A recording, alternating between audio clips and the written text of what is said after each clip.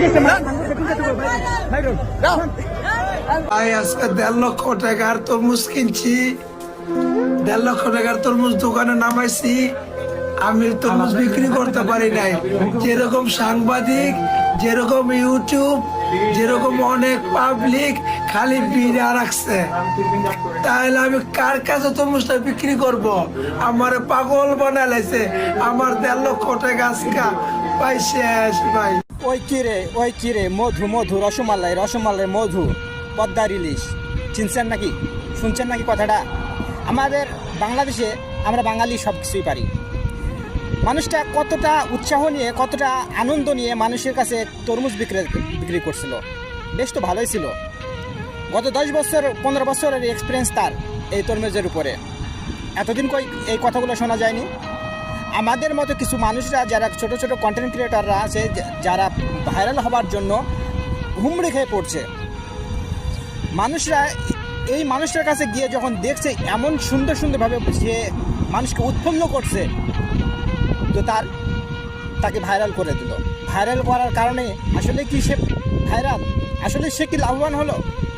জি না, তারা কোনোটাই তার লাভের অংশের ভিতরেই পড়ে না, বরং তার 4 লক্ষ টাকা লস। 4 লক্ষ টাকার তরমুজ তার নষ্ট। কেন? সে ভাইরাল হয়েছে। এই ভাইরাল হওয়াটাই কিন্তু তার কাল হয়ে দাঁড়িয়েছে ভাই। ভাইরাল হলেই যে মানুষ সফল হয় তা নয়। আমরা কাউকে যদি ভাইরাল করে ফেলি তাহলে তার কপালটা নষ্ট। বুঝবেন বিষয়টা, ভাইরাল হলেই সফল নয়। 4 লক্ষ টাকার তরমুজ সে নষ্ট হয়ে গেল কেন? মানুষ শুধু তার কথার পাগল। তার কাছে যে থেকে যে তরমুজ কিনবে, কেনার মানুষটা নাই। প্রচুর পরিমাণে মানুষ তাকে ঘিরে ধরছে রঙ্গমঞ্চ, রং দেখার জন্য। সে তার যে বিক্রয় পুরো বন্ধ। সে কার কাছে বিক্রি করবে? কি আসবে তার সামনে?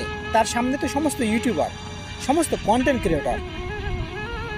আসলে আমরা বাঙালিরা কোনো একটা জিনিস যদি পাই, তার তেজ মারা না পর্যন্ত আমরা তাকে ছাড়ব না। যতক্ষণ না পর্যন্ত সে শেষ পর্যন্ত কি বলছে শুনছেন, গলায় ছুরি বাঁধাবে। সে এমন পাগলের মতো পরিণত হয়ে গেছে।